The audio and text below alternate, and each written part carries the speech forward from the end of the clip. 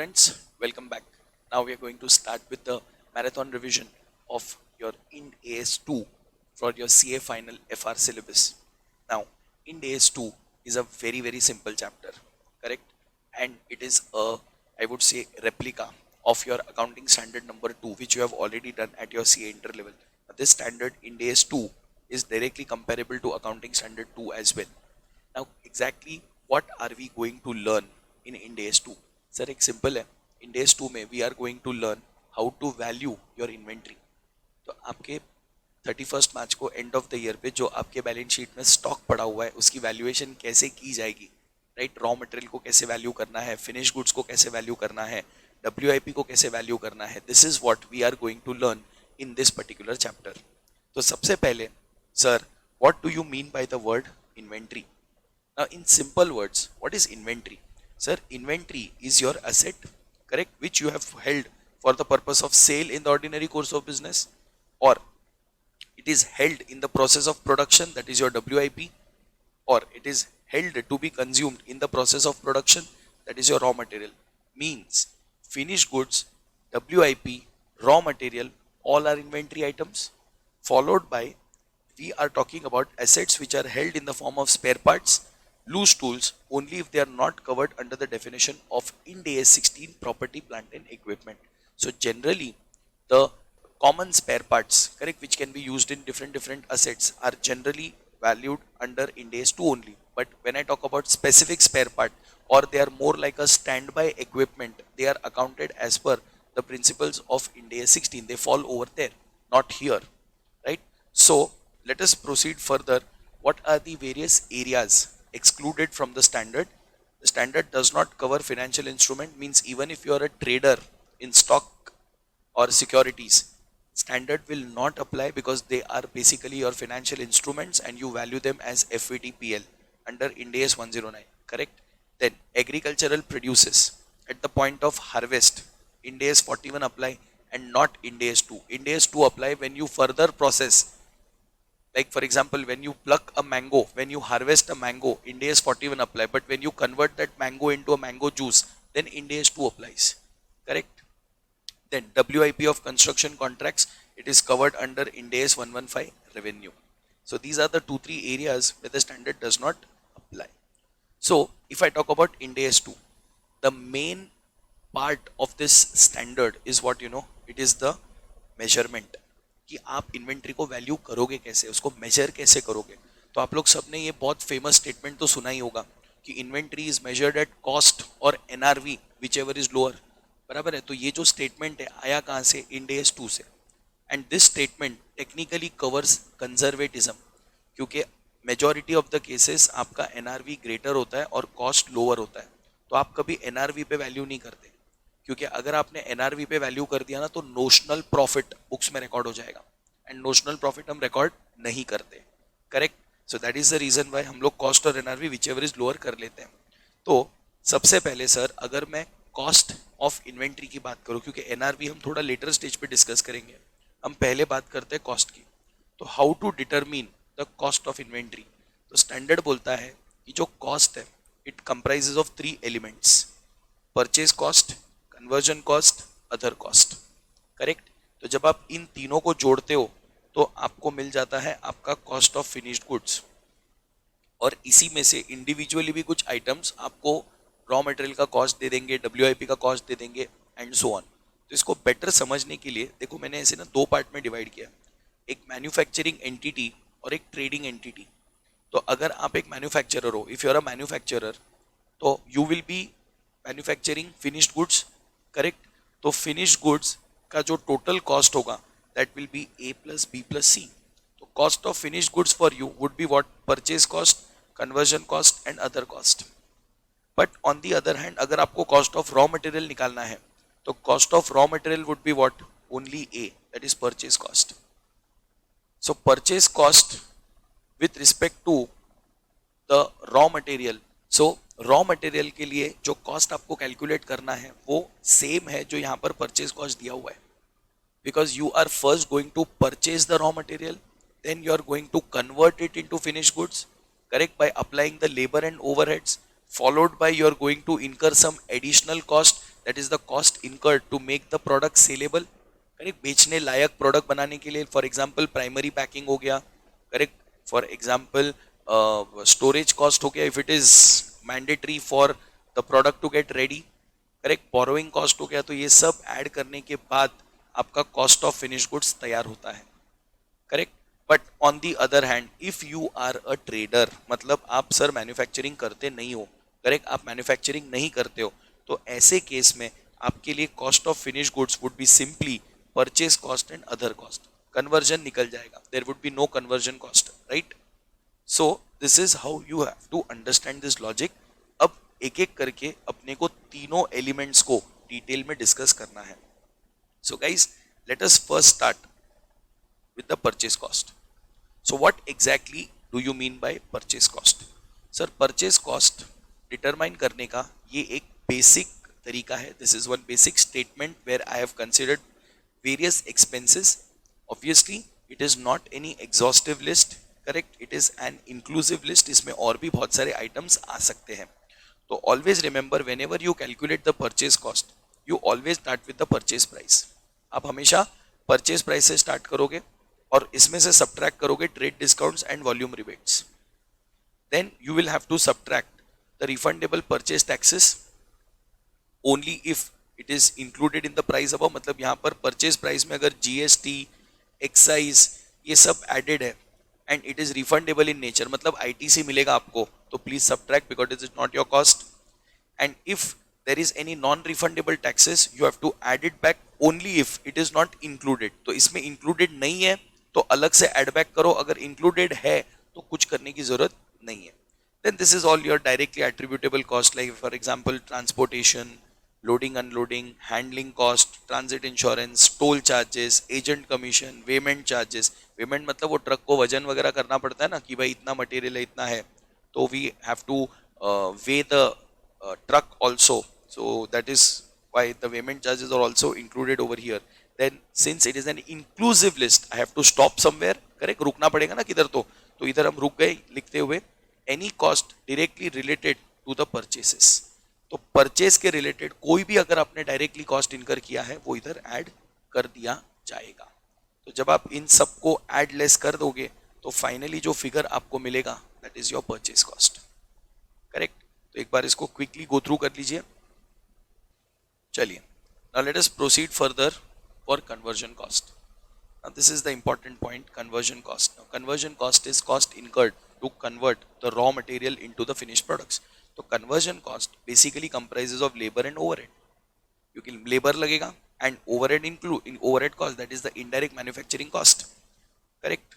सो यहाँ पर the labour और ओवरहेड्स है, it will be further classified as either they are variable cost or they are fixed cost. तो sir variable cost is very simple. देखिए variable cost means what? It is varying on production. तो जितना आप production करोगे उतना ही cost incur होगा, right. तो इसमें आपको क्या लॉजिक समझना है कि जो आपका कॉस्ट पर यूनिट है, आपका कॉस्ट पर यूनिट है वो सेम रहेगा, correct, it is not going to change. But on the other hand आपका जो टोटल कॉस्ट है वो चेंज होते रहेगा on depending upon the actual production. तो अगर आपने फॉर एग्जांपल पर यूनिट 5 रुपया है और आपने 1 लाख यूनिट बनाया तो आपकी कॉस्टिंग हो जाएगी 5 लाख। बट वही आपका 5 रुपीज़ पर यूनिट है, आपने 2 लाख यूनिट बनाया तो आपकी कॉस्टिंग हो जाएगी 10 लाख। तो जो ये टोटल है ना ये चेंज होते रहेगा, बट पर यूनिट जो है वो फिक्स्ड ही रहेगा, correct. But total cost will vary on actual production.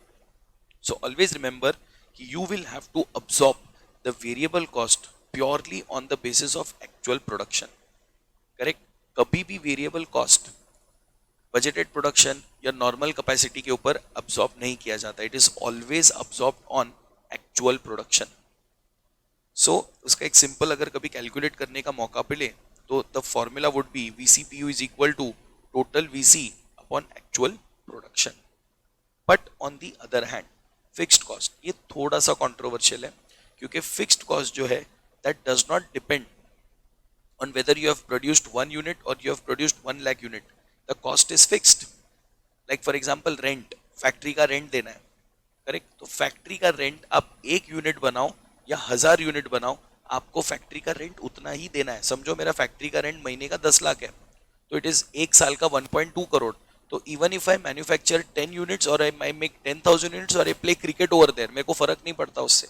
Landlord मेरे को बोलेगा भाई 1 करोड़ 20 लाख तेरे को देना पड़ेगा, 1 करोड़ 20 लाख देना पड़ेगा। तो यहाँ पर लॉजिक ऐसा है कि आपका जो फिक्स्ड कॉस्ट है उसको पर यूनिट एब्जॉर्ब भी तो करना पड़ेगा, क्योंकि अगर हम 1 करोड़ 20 लाख रुपए का रेंट पे कर रहे हैं तो अल्टीमेटली रिकवर किससे होगा सर? अल्टीमेटली रिकवर होगा each and every unit that I produce, उससे रिकवर होगा, करेक्ट। तो इसके लिए मेरा जो रिकवरी है that will be done on the basis of normal production unless actual production is greater then normal. तो नॉर्मल प्रोडक्शन ये क्या चीज है sir? Normal production is nothing but average of last 3 years.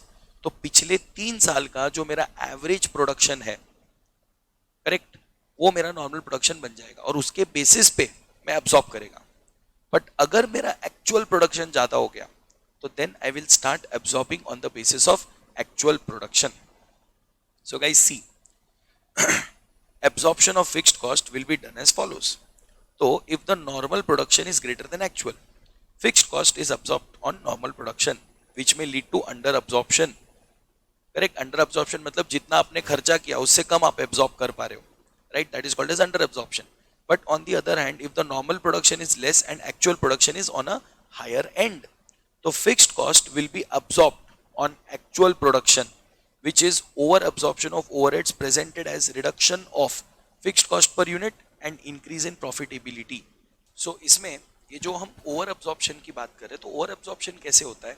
Like for example sir, आप expect कर रहे हो कि नॉर्मली आप 1 लाख यूनिट बनाओगे या 100 यूनिट बनाओगे, करेक्ट, और आपने बना दिया 125 यूनिट। तो 25 यूनिट आपने ज़्यादा बनाया, मतलब टेक्निकली 25 यूनिट का कॉस्ट अब आप ज़्यादा रिकवर कर सकते हो। But the logic is you can not recover more than what you have incurred. जितना खर्चा आपने इनकर किया उससे ज़्यादा तो रिकवर नहीं कर सकते। तो हम लोग क्या करेंगे पता है? रिकवरी की जो रेट है पर यूनिट उसको हम कम कर देंगे। तो मतलब पहले फॉर एग्जांपल आप 1000 रुपया रिकवर करने वाले थे 100 यूनिट से, अब आप वही 1000 रुपया रिकवर करोगे 125 यूनिट से। तो इससे क्या हो जाएगा? आपकी जो रिकवरी रेट है वो कम हो जाएगी। तो इसके लिए मैंने यहाँ पर लिखा है it will be shown as a reduction from FCPU, correct, and it will increase your profitability, क्योंकि आपका कॉस्ट पर यूनिट कम हो जाएगा, करेक्ट। कॉस्ट पर यूनिट आपका कम होने की वजह से आपका प्रॉफिटेबिलिटी ऑटोमेटिकली बढ़ जाएगा। तो let us try to understand this logic with this example. Now ध्यान दो, फिक्स्ड कॉस्ट 6 लाख रुपया है और आपका नॉर्मल प्रोडक्शन है 20,000 यूनिट, करेक्ट। अभी हम दो सिचुएशन कर रहे हैं। फर्स्ट सिचुएशन आपकी एक्चुअल प्रोडक्शन 18,000 यूनिट है और सेकेंड सिचुएशन आपकी एक्चुअल प्रोडक्शन 25,000 यूनिट है। तो पहले अपन 18,000 यूनिट को कवर करते हैं। तो since the actual production is lower then normal, हम लोग को नॉर्मल बेसिस पर ही एब्जॉर्ब करना पड़ेगा। तो इसमें क्या होगा कि जब आप नॉर्मल बेसिस पे एब्जॉर्ब करने जाओगे तो आपकी जो एब्जॉर्प्शन रेट है वो 30 रुपीज पर यूनिट है, that is 6 lakh divided by 20,000, 30 rupees per unit. But can I से आपने सिर्फ 18,000 यूनिट बनाया, तो ये जो 30 रुपया है आप सिर्फ 18,000 यूनिट का ही रिकवरी कर पाओगे, correct, which means you can recover only 5,40,000 but you have incurred a total cost of 6 lakhs. So this 5,40,000 will be added up to the cost of your inventory and not 6 lakh, क्योंकि अगर आप 6 lakh add करते हो inventory में तो क्या हो जाएगा? आपकी इन्वेंट्री ओवर वैल्यू हो जाएगी और आपका प्रॉफिट बढ़ जाएगा। उल्टा इधर तो नुकसान है सर, आपने जो खर्चा इनकर किया है वो खर्चा रिकवर ही नहीं हो रहा है, करेक्ट। तो जो रिकवर नहीं हो रहा है उसको इन्वेंट्री में जोड़कर आप प्रॉफिट बढ़ा रहे हो, वो गलत है। तो आपको क्या करना पड़ेगा सर? आपको इन्वेंट्री में सिर्फ उतना ही जोड़ना है जितना रिकवरी किया है, और जो बैलेंस है, कितना बैलेंस है? 60,000 जो रिकवर नहीं हुआ, दैट इज अंडर अब्जॉर्प्शन, इसको चुपचाप P&L में डेबिट कीजिए। क्योंकि जब आप इसको इन्वेंट्री में डेबिट करोगे तो इसका फर्क क्या पड़ेगा? The value of your inventory will rise, correct, and secondly क्या फर्क पड़ेगा? आपका नेट प्रॉफिट बढ़ जाएगा। वो गलत है ना भाई, समझ रहे हैं आप? तो इसके लिए we don't debit it to P&L, we don't debit it to the inventory account or manufacturing account, we actually debit it to P&L. So over absorption of fixed cost in form of reduction, okay, ये next part, sorry, right? तो ऐसे करके हमको 60,000 rupees P&L में debit करना पड़ेगा, right? But on the other hand, when the actual production is greater than normal, तो तो यहाँ पे सर आपका तो हो गया बल्ले बल्ले, क्योंकि आपने सोचा था 20,000 यूनिट बनाऊंगा सर, बट बनते बनते 25,000 बन गया। करेक्ट, सही है, 5,000 यूनिट ज्यादा बन गया। तो अब क्या होगा पता है सर, अब अगर मैं एब्जॉर्ब 20,000 यूनिट के हिसाब से करता हूँ तो क्या हो जाएगा पता है सर, रेट मेरा 30 रुपया ही है और मैंने बनाए 25,000 यूनिट, सर मैं रिकवर कर लूंगा 7.5 लाख रुपए। ओ भाई साहब, 7.5 लाख रुपए, बट जबकि आपने कॉस्ट इनकर किया सिर्फ 6 लाख रुपए का। तो इसका मतलब 1.5 लाख रुपया आप एक्स्ट्रा रिकवर कर रहे हो। करेक्ट, तो जो भी आप रिकवर कर रहे हो it should be added to the inventory, right. तो इसका मतलब क्या होगा पता है, तुम्हारे मैन्युफैक्चरिंग अकाउंट में 7.5 लाख रुपए का डेबिट जाएगा, क्योंकि इन्वेंट्री में जोड़ना है ना रिकवरी, ये fix cost will be added to the cost of inventory, तो इन्वेंट्री में आप 7.5 लाख जोड़ोगे। Sir but how is that possible, मैंने तो खर्चा 6 लाख इनकर किया है, खर्चा तो मैंने 6 लाख इनकर किया, तो how can I add 7.5 lakh, right. तो वो गलत है, इसके लिए हमको एब्जॉर्प्शन रेट ये नहीं चलेगा, हम लोगों को रेट रिवाइज करना पड़ेगा on the basis of actual production. तो हम क्या करेंगे, 6 लाख डिवाइडेड बाई 25,000 यूनिट्स, 24 रुपया पर यूनिट हम एब्सॉर्ब करेंगे। तो जब आप 24 रुपया पर यूनिट एब्सॉर्ब करोगे तो आप लोग टोटल 6 लाख की डेबिट करोगे मैन्युफैक्चरिंग अकाउंट में। तो अभी ध्यान दो, आपका पर यूनिट कॉस्ट 6 रुपए पर यूनिट से कम हो गया, पर यूनिट कॉस्ट 6 रुपए से कम हो गया, बात समझ रहे हैं आप। तो इससे क्या होने वाला है, आपकी ओवरऑल प्रॉफिटेबिलिटी 6 रुपए से बढ़ जाएगी।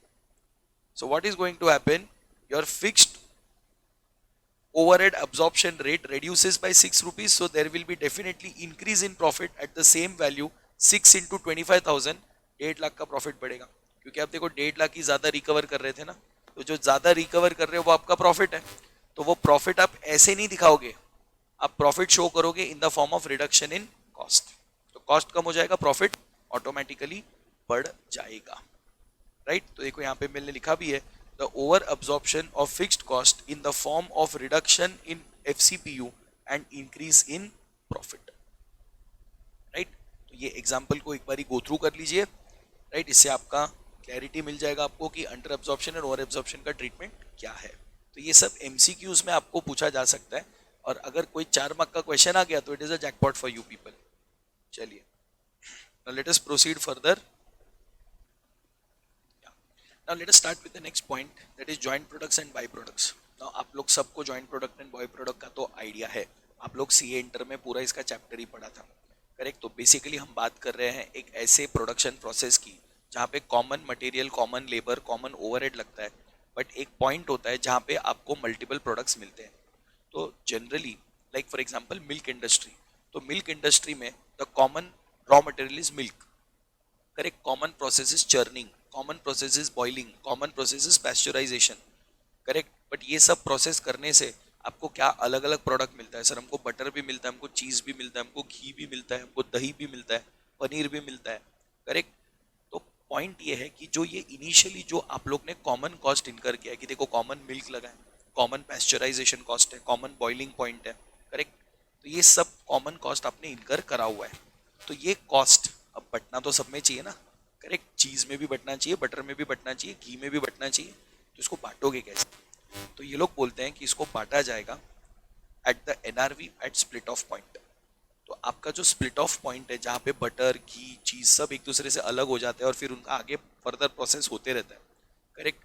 तो इनका एनआरवी जो है, नेट रियलाइजेबल वैल्यू जो है स्प्लिट ऑफ पॉइंट, उसके बेसिस आपको अपना जो कॉस्ट है, जो कॉमन कॉस्ट जिसको हम जॉइंट कॉस्ट बोलते हैं, उसको एलोकेट करवा देना है। सो इन सिंपल वर्ड्स देखिए, ये आपका एक प्रोडक्शन प्रोसेस है जिसमें आपने मटेरियल, लेबर, ओवरहेड लगाया, करेक्ट। और ये आपका स्प्लिट ऑफ पॉइंट है जहाँ पे 3 अलग अलग प्रोडक्ट बन रहे हैं। तो these are the joint products, that is intentionally manufactured product, क्योंकि इसमें एक प्रोडक्ट बनता है which is called as by product. याद होगा सबको, by product, by product is unintentional product, बनाना नहीं चाहता था बट कुछ तो आउटपुट आ गया, तो वो ज्यादा करके क्या होता है पता है, scrap. It is more of what you know, scrap, correct. So this joint cost that you have incurred, material, labor, overhead, ये बटेगा इन सब में in the proportion of sales value at split off point, या आप NRV at split off point भी बोल सकते हो, correct. एक छोटा सा एग्जांपल देखिए मैंने यहाँ पर दिया इसको समझने के लिए। अच्छा, बिफोर दैट ये भी एक पॉइंट हम छोटा सा डिस्कस कर लेते हैं। जो बाय प्रोडक्ट है, बाय प्रोडक्ट वो अनइंटेंशनल प्रोडक्ट है, मतलब it is more like an incidental scrap. भी जैसे अगर आप शुगर इंडस्ट्री की बात करो तो गन्ने का रस निकालने के बाद मोलासिस बच जाता है, करेक्ट। हम मोलासिस बनाना नहीं चाहते थे, वो जूस निकालने के बाद मोलासिस आ गया। अब मोलासिस का क्या होता है, it is a by product, उसको बेच दिया जाता है। तो molasses is a good conductor of fire. तो जहाँ पे फर्नेस वगैरह होता है ना, उसमें इसको यूज किया जाता है as a fossil, as a, जहाँ पे फर्नेस वगैरह होता है ना वहाँ पे इसको यूज किया जाता है एज अ फ्यूल। इसमें आग बहुत बढ़िया होता है। और आजकल तो इसका एक नया इंडस्ट्री आ गया है। आप लोग जो शादियों में वगैरह खाना खाते हो पेपर प्लेट, वो सब पेपर प्लेट है ना, इससे बनता है। तो this is big growing, a very growing industry, specially UP Bihar में बहुत ज़्यादा इसका बिजनेस है। रीज़न वहाँ पे गन्ने का ग्रोथ वगैरह शायद ज़्यादा है, तो बहुत सारे फैक्ट्रीज है वहाँ पे जो ये वेस्ट से आपका पेपर प्लेट्स वगैरह मैन्युफैक्चर करते हैं। So these are unintentional product and should be valued at NRV, and this NRV of byproduct should be deducted from the joint cost. तो जो भी आपने joint cost incur किया है उसमें से बाय प्रोडक्ट का NRV सब्ट्रैक्ट कर दो, because it is as good as recovery of cost. समझो आपने 100 रुपया खर्चा किया है और उसमें आपको 10 रुपया NRV मिल रहा है बाय प्रोडक्ट का, तो इसका मतलब आपका नेट 90 रुपए का खर्चा है। तो ये जो नेट 90 रुपए का खर्चा है, that you guys will be required to debit to your manufacturing account by splitting it to the different products. तो ए को, बी को, सी को, सबको डिवाइड कर दो ये, correct, in the proportion of sales value. और ये जो 10 रुपया था वो आप क्रेडिट कर दोगे मैन्युफैक्चरिंग अकाउंट में, because it is a recovery of cost, right. So इस एग्जाम्पल से इसको समझने की कोशिश करते हैं। देखिए 12 लाख रुपए का ज्वाइंट कॉस्ट मैंने इनकर करा हुआ है, राइट। अब इसमें ए का 4,000 यूनिट बनाया, fair value at split off point 300 रुपया है। और बी का 2,500 यूनिट बनाया, इसका फेयर वैल्यू 400 रुपया है। और बाय प्रोडक्ट है सी, जिसकी 40,000 रुपये NRV है, करेक्ट। Show the apportionment. तो सबसे पहले क्या करेंगे सर, 12 लाख में से 40,000 लेस कर देंगे और आपका नेट ज्वाइंट कॉस्ट 11,60,000 रुपया आएगा। ये पहला पॉइंट है, बराबर है। फिर the net joint cost will be apportioned to the joint products A and B in the proportion of split off, in the proportion of fair value at split off point, correct. तो हम क्या करेंगे पता है, अभी बहुत students की यहाँ पे गलती हो जाती है, वो फेयर वैल्यू का रेशियो बोलते हैं 3:4, मतलब 300, 400, 3:4, गलत है। क्यों? क्योंकि क्वांटिटी अलग है। तो क्या करने का, टोटल फेयर वैल्यू निकालने का, दैट इज 4,000 इंटू 300 12 लाख और 2,500 इंटू 400 10 लाख। तो आपका रेशियो क्या बनेगा यहाँ पर, 6:5। तो 6:5 के प्रपोर्शन में आपको 11,60,000 रुपया डिवाइड करना पड़ेगा। और कुछ इस तरह से आप इसे डिवाइड करोगे, ए को 11,60,000 इंटू 6/11, 6,32,700 के आसपास का खर्चा उसको डेबिट किया जाएगा ए को। और बी के केस में इट वुड बी 11,60,000 इंटू 5/11, 5,27,000 रुपए के आसपास उसको खर्चा डेबिट करवा दिया जाएगा, राइट। सो ये भी आपको मोर ओवर MCQs में क्वेश्चन पूछा जा सकता है, या फिर ज्यादा से ज्यादा मे बी 3 मार्क का question. Now let us proceed further to the next point, that is other cost. तो हम लोग ने परचेज कॉस्ट गो थ्रू किया, हमने कन्वर्जन कॉस्ट देखा। कन्वर्जन कॉस्ट के अंदर हम लोग ने variable cost, fixed cost, correct, fixed cost के अंदर अंडर एब्जॉर्प्शन, ओवर एब्जॉर्प्शन, फिर उसके बाद हमने जॉइंट प्रोडक्ट बाय प्रोडक्ट का भी ट्रीटमेंट देखा। अब हम आगे बढ़ते हैं towards the other cost. Now what is other cost? In simple words, this is a cost incurred to bring the inventory to its present condition and location. Now what is condition and location? Sir, location is your point of sale. Point of sale means जहाँ से आप अपना cell execute करते हो, तो it may be your factory also, correct, वहीं से आप अपना सारा सेल कर देते हो। और it may be a particular location, जैसे फॉर एग्जांपल अगर मैं महाराष्ट्र की बात करूँ, तो महाराष्ट्र में जो बड़े बड़े कंपनीज हैं उन सबका warehouses in the outskirts of Bhiwandi and Kalyan है। तो कल्याण के बाहर बड़े बड़े गोडाउन बना के रखे हुए। और बिकॉज अभी जो दिल्ली मुंबई एक्सप्रेस हाईवे है उसकी connectivity is with the Nagpur Mumbai express highway outside Kalyan, तो that is going to be the new hub now. क्योंकि सब बाहर गांव से जो भी ट्रक आएगा सामान लेकर, वो सब उधर वेयर हाउस में स्टोर करेंगे। तो वहाँ पे इतने वेयर हाउसेज बन चुके हैं, तो that is going to become the new POS for majority of the companies. तो वो लोग क्या करेंगे, अलग अलग राज्यों से अपने फैक्ट्री से माल बनाकर ले आएंगे और उधर फैक्ट्री में, उधर वेयर हाउस में लाके डंप कर देंगे। और वहां से छोटे छोटे डिस्ट्रीब्यूटर्स और छोटे छोटे रिटेलर्स को माल सप्लाई किया जाएगा। तो ऑब्वियसली अगर किसी बंदे की फैक्ट्री उत्तराखंड में है और उसको माल बेचना है मुंबई में, तो उत्तराखंड से लेकर उसको मुंबई तक पहले माल लाना तो पड़ेगा पीओएस तक, तो पूरा उसका transport cost, correct, handling charges, loading unloading, toll charges, ये सब वापस आएगा। तो सर ये तो पहले क्या आया था ना परचेज कॉस्ट में, but that was related to purchases, this is related to make your product saleable. क्योंकि देखो आपको अगर कोई प्रोडक्ट चाहिए तो आप थोड़ी उत्तराखंड जाओगे, वो फैक्ट्री वाले को इधर प्रोडक्ट लाना पड़ेगा कि नहीं, तो उसका खर्चा कौन इनकर करेगा, the company. So when I talk about location, it is nothing but to bring the inventory from the factory to the point of sale, that is POS. तो इसमें transport cost, handling, loading unloading, toll charges, transit insurance, ये सब चीज consider किया जाएगा, right. तो sir then what is condition, condition is saleable condition. Product को बेचने लायक बनाने के लिए, प्रोडक्ट को बेचने लायक बनाने के लिए, correct, that is the called as cost incurred to bring to the condition.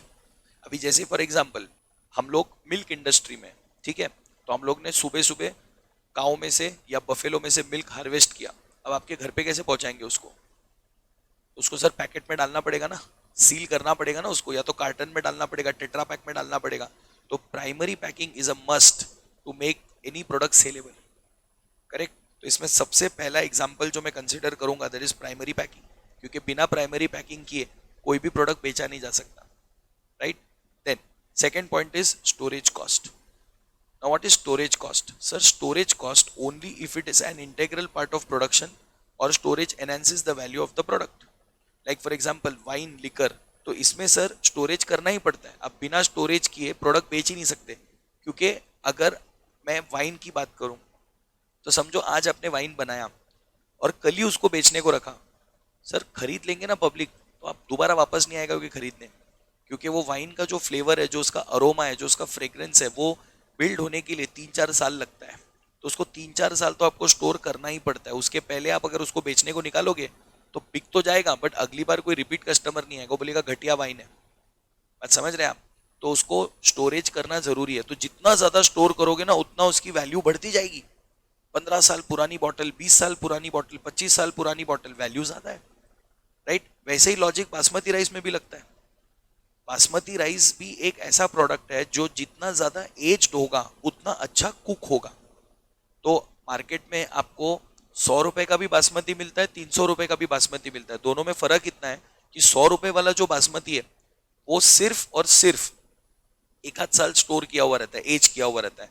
But जो 300 रुपए वाला बासमती है वो 2 से 2.5 साल एज किया हुआ रहता है। तो एजिंग ज्यादा होने की वजह से उनको स्टोरेज कॉस्ट ज्यादा इनकर करना पड़ता है, इसके लिए प्रोडक्ट महंगा हो जाता है। Then that is the reason why storage cost is added. But अभी जैसे फॉर एग्जाम्पल मैंने शर्ट बनाया, ठीक है, अभी शर्ट बना के इसको डाल दिया गोडाउन, तो क्या शर्ट को गोडाउन में डालने से इसकी वैल्यू बढ़ेगी? सर नहीं। क्या गोडाउन में डालने से ही शर्ट बिकेगा? सर ऐसा तो कुछ नहीं है। तो गोडाउन में क्यों डाला? क्योंकि सर ऐसा एक शर्ट नहीं बनाया ना, ऐसे एक साथ 10,000 शर्ट बनाए होंगे हमने, राइट। तो स्टोर तो करना पड़ेगा क्योंकि एक ही दिन में तो बिकने वाला नहीं है। तो ऐसे केस में स्टोरेज कॉस्ट कभी ऐड नहीं होगा, it will be excluded, exclusion में चला जाएगा। समझ रहे बात को? So storage cost will be added if it is an integral part, मतलब प्रोडक्शन का प्रोसेस में ही स्टोरेज करना ही पड़ता है, प्लस उसकी वैल्यू भी एनहांस होती है, तो then it will be added up. Then borrowing cost will also be added up only if the asset takes a substantial period of time to get ready as per the principles of IND AS 23, correct.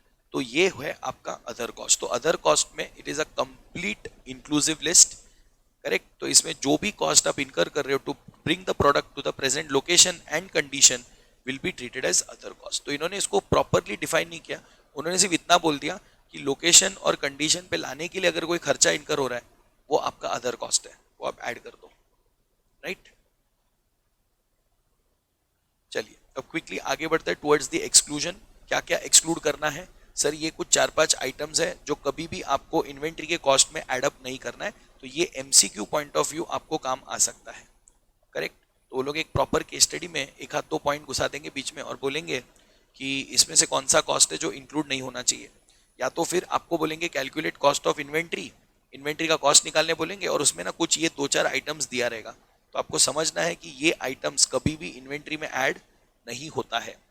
तो general and admin overheads जैसे office rent, salary वगैरह ये सब कभी add नहीं होगा because they are not at all related to your inventory. Correct? आप office का रेंट भरो या मत भरो, आपके फैक्ट्री में प्रोडक्शन को अफेक्ट नहीं होने वाला है. Then storage cost. अभी मैंने बात किया शर्ट के केस में स्टोरेज इज नॉट रिक्वायर्ड. आप स्टोरेज क्यों करते हो? क्योंकि आपने ज्यादा प्रोडक्शन किया, उसकी वजह से आपको स्टोरेज करना पड़ता है. करेक्ट? तो storage cost shall be excluded. Selling and distribution cost, advertising, carriage outward, correct, ये सब इनडायरेक्ट कॉस्ट है, always debited to P&L.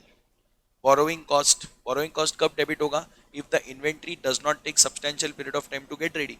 Like for example Thums Up, Pepsi, correct, जब आप प्रोडक्ट्स बनाते हो, कोल्ड ड्रिंक बनाते हो, कोला प्रोडक्ट्स बनाते हो, तो सर एक एक दो दो मिनट में एक एक बॉटल तैयार हो जाता है. तो इसको भी सब्सटेंशियल पीरियड ऑफ टाइम लगता ही नहीं है रेडी होने को.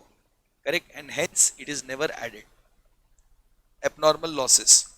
Correct? Abnormal losses, basically I'm talking about loss by fire, theft or anything as such. Correct? ये कभी भी आप लोग ऐड नहीं करोगे. या तो फिर ट्रांसपोर्ट करते वक्त चोरी चकारी हो जाता है, ड्राइवर ट्रक किधर तो पार्क करके सो जाता है, सुबह उठ देखता है तो 4 डब्बे गायब है. Correct? That is abnormal losses. So abnormal losses will never be added to the cost of your inventory. Right? The cost formula, this is simple, that is applying the FIFO. Correct? FIFO, weighted average, correct, adjusted selling price method, ASP, or applying the specific identification method. So that completely depends upon whether your inventory are non-interchangeable or interchangeable. Non-interchangeable मतलब एक दूसरे से exchange नहीं हो सकता है. Interchangeable मतलब easily change हो सकता है. Like for example, if you see this marker pens, correct, it is easily interchangeable. Correct? तो जब ये ऐसे interchangeable goods होते हैं ना, तो इनका क्वांटिटी बहुत ज़्यादा मैन्युफैक्चर होता है. क्यों? वैल्यू कम है ना. तो वैल्यू कम होने के वजह से आप ज़्यादा प्रोडक्ट बनाते हो. तो इसमें प्रॉब्लम क्या होता है? ज़्यादा प्रोडक्ट होने की वजह से, करेक्ट, एक एक आइटम को इंडिविजुअली आइडेंटिफाई करके उसका कॉस्ट निकालना becomes difficult. That is why we apply the principles of FIFO, first in first out, और you apply the principles of weighted average. But on the other hand, when I talk about non interchangeable, like for example jewellery. Jewellery is non interchangeable. दूसरे का jewellery आप exchange नहीं करते. हाँ, friends है तो कभी एक दिन मैंने पहन लिया, एक दिन तूने पहन लिया तेरा jewellery, that is a different story. But change कोई करता नहीं है. करेक्ट? क्यों? क्योंकि सर वैल्यू इतना ज्यादा है उसका कि वो एक दूसरे से एक्सचेंज नहीं हो सकता है. तो ऐसे केस में वैल्यू ज्यादा होने की वजह से ऑब्वियसली क्वांटिटी कम रहता है. अभी आपके घर पे ही कितना ज्वेलरी है, राइट? बर्तन ज्यादा होंगे क्योंकि स्टेनलेस स्टील सस्ता है, बट ज्वेलरी उतना नहीं होगा. क्यों? क्योंकि उसकी वैल्यू बहुत ज्यादा है. तो टेक्निकली आपके मम्मी को या आपके पापा को each and every gold ornament का हिस्ट्री ज्योग्राफी मालूम होगा कि ये वाला चेन है ना, ये टाइम पे खरीदा था, ये वाला ब्रेसलेट वो टाइम पे खरीदा था, उस दिन वो दुकान वाले ने कोल्ड ड्रिंक पिलाया था या नहीं पिलाया था ना, वो भी तुम्हारे पेरेंट्स को याद होगा. पूछो उनको जाके एक बारी. समझ रहे हो बात को? तो इसमें कैसा होता है कि स्पेसिफिकली हर एक आइटम को आइडेंटिफाई किया जाता है और उसका कॉस्ट निकाला जाता है. तो specific identification method is possible only in case of non interchangeable. क्यों? इनका वॉल्यूम बहुत कम रहता है. बट ये सेम मेथड यहाँ पे अप्लाई नहीं हो सकता है. क्यों? क्योंकि इसकी वॉल्यूम्स बहुत ज्यादा है. तो हर एक आइटम को इंडिपेंडेंटली आइडेंटिफाई करना इज नेक्स्ट टू इम्पॉसिबल. अभी जैसे आप कोको कोला की फैक्ट्री में जाओगे तो आपको क्या लगता है? आधा लीटर का कोक का 2-4 बॉटल पड़ा रहेगा उधर. सर कम से कम 40-50 हजार या मे बी 40-50 लाख बॉटल पड़ा रहेगा. अब उसमें कैसे करोगे स्पेसिफिकली आइडेंटिफाई? सब पागल हो जाएंगे हम लोग. इसके लिए यहाँ पर डायरेक्टली हम FIFO या वैम का इस्तेमाल करते हैं. बट डीमार्ट वगैरह जो ऐसे बड़े बड़े रिटेल आउटलेट्स है, करेक्ट, वहां पे तो इतना ज्यादा मटेरियल्स होता है कि उसमें FIFO और वेटेड एवरेज टेक्निकली अप्लाई करना पॉसिबल ही नहीं है. तो इसके लिए वो लोग एक नॉन हिस्टोरिकल कॉस्ट मेथड को यूज करते हैं, that is the retail method, या तो फिर उसको हम लोग ASP भी बोलते हैं, जहां पे सीधा सीधा सेलिंग प्राइस में से GP परसेंटेज को लेस कर दिया जाता है. And you arrive at what? You arrive at your cost. So, which formula to apply? That completely depends upon the whether inventory is non-interchangeable or whether the inventory is interchangeable, and accordingly you apply the cost formula and work out the value of your inventory. Now, let us proceed to the next part, that is net realizable value, NRV. Now, when I talk about NRV, this is the final amount that you guys are expecting to realize from the immediate sale of your inventory item. तो अभी का अभी at this point of time अगर मैं मेरा inventory को बेच दूं तो मेरे को कितना पैसा मिलेगा, that is NRV. करेक्ट. तो NRV is nothing but the estimated selling price minus the estimated selling cost. मतलब it is same as NSP of your impairment. तो एनएसपी और एनआरवी सेम होता है. तो it is estimated selling price minus estimated selling cost. This becomes NRV of the finished goods. Correct. But on the other hand when I calculate the NRV of WIP, अब WIP is a आधा अधूरा product. तो आधा अधूरा product खरीदेगा कौन? कोई नहीं. बट इतना मालूम है कि जब इसको पूरा कर देंगे ना तो ये बिकेगा. करेक्ट. तो आपको एनआरवी का जो फॉर्मूला है फॉर द फिनिश्ड गुड्स वही कंसीडर करना है. बस एक एक्स्ट्रा चीज माइनस होगा, that is the additional cost to complete the product. Complete भी तो करना पड़ेगा ना उसको. तो उसको कंप्लीट करने के लिए जो एडिशनल कॉस्ट आप इनकर करोगे वो भी माइनस करना पड़ेगा. तो you will have to consider estimated selling price of the finished goods itself. Selling cost भी माइनस करो, बट यहाँ पे माइनस कर दो एस्टिमेटेड फर्दर प्रोसेसिंग कॉस्ट, क्योंकि फर्दर प्रोसेस जब तक करोगे नहीं तब तक बिकेगा नहीं. तो उसको भी लेस यहाँ से करवा दो. Correct. Then NRV of raw material. तो सर रॉ मटेरियल के केस में ना जनरली एनआरवी नहीं होता है. उसका रीजन ये है कि we don't have a intention to sell. तो यहाँ पर हम यूज करते हैं something called as replacement cost. मतलब टेक्निकली सर उसका जो रिप्लेसमेंट कॉस्ट है वही उसका एनआरवी है. बात समझ रहे हो? तो रिप्लेसमेंट कॉस्ट क्या करता है, आपको ये बताता है कि अगर आज आपको ये मटेरियल को नए मटेरियल से रिप्लेस करना है, राइट, तो मेरे को कितना पैसा लगेगा, दैट इज रिप्लेसमेंट कॉस्ट. तो when are we exactly going to use the replacement cost? तो सर इसमें गणित एकदम सिंपल है. रॉ मटेरियल का पूरा वैल्यूएशन फिनिश्ड गुड्स के ऊपर डिपेंड करता है. करेक्ट.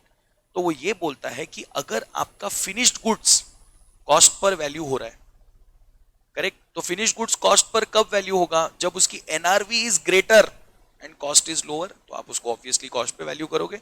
तो जब एनआरवी आपकी ज्यादा है तो आपको मालूम है कि जो भी आपकी लागत है, जो भी आपकी कॉस्टिंग है, सब रिकवर हो जाएगी. जैसे ही प्रोडक्ट बिकेगा सब रिकवर हो जाएगा. यस और नो? बराबर है. तो वो बोलता है कि रॉ मटेरियल को आप कॉस्ट पे वैल्यू करो, क्योंकि जितना तुमने रॉ मटेरियल में पैसा लगाया वो सब रिकवर हो जाएगा. क्यों? क्योंकि तुम्हारा इन्वेंट्री जो है वो उसके कॉस्ट से ज्यादा पे बिक सकता है. बराबर.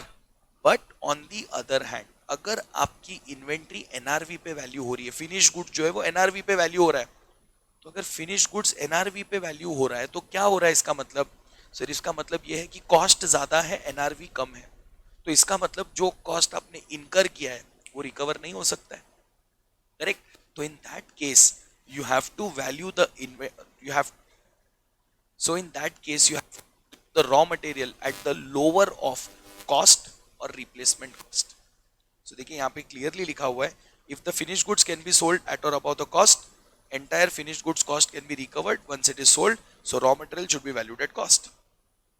But if the finished goods cannot be sold at or above its cost, the cost of finished goods cannot be recovered. Hence the raw material will be valued at lower of cost or replacement cost. और यहाँ पे मैंने उसको simplify करके लिख दिया है. Correct. If NRV is greater than cost, value FG at cost, RM also will be valued at cost. And if the NRV is lower than cost, correct, FG valued at NRV. So for raw material use the above valuation technique, that is cost और replacement cost whichever is lower. Right. ये एकदम simple point था. अब एक last point है sir topic का, that is reversal of write down in the value of inventory. तो sir हम लोग क्या करते हैं, जनरली इन्वेंट्री को वैल्यू करते हैं कॉस्ट और NRV which ever is lower. समझो एनआरवी लोअर हो गया, करेक्ट. समझो आपका फिनिश गुड्स का कॉस्ट 100 रुपया, एनआरवी 90 रुपया है. तो आप लोग को क्या करना पड़ेगा, फिनिश गुड्स को 90 पे वैल्यू करना पड़ेगा. तो इसका मतलब आपको 10 रुपए का प्रोविजन खड़ा करना पड़ेगा for the reduction in value. मतलब in short it is impairment of inventory. 10 रुपए का उसका इम्पेयरमेंट लॉस बुक करना पड़ेगा. Correct. So it is P&L account debit 10 रुपया to provision for write down 10 रुपया. तो बैलेंस शीट में क्या होगा सर, बैलेंस शीट में आपका इन्वेंट्री तो 100 पे दिखेगा, करेक्ट, बट आपको प्रोविजन अलग से दिखाना पड़ेगा 10 रुपए में for the reduction in value. या फिर आप ऑल्टरनेटिवली इसको यहां से भी सब्ट्रैक्ट करके दिखा सकते हो, प्रोविजन 100 10 90. तो इन्वेंट्री आपका ग्रॉस अभी भी 100 पे ही है, correct. Then next year what happens, समझो आपका इन्वेंट्री का कॉस्ट अभी भी 100 है, बट आपकी एनआरवी 110 रुपए हो चुकी है. तो आप क्या करोगे, जो लास्ट ईयर प्रोविजन खड़ा किया था उसको रिवर्स कर दो, correct. So value the finish goods now at cost ₹100, by reversing the provision. तो इसका जर्नल एंट्री क्या होगा, provision account debit to P&L, correct. तो प्रोविजन रिवर्स हो गया।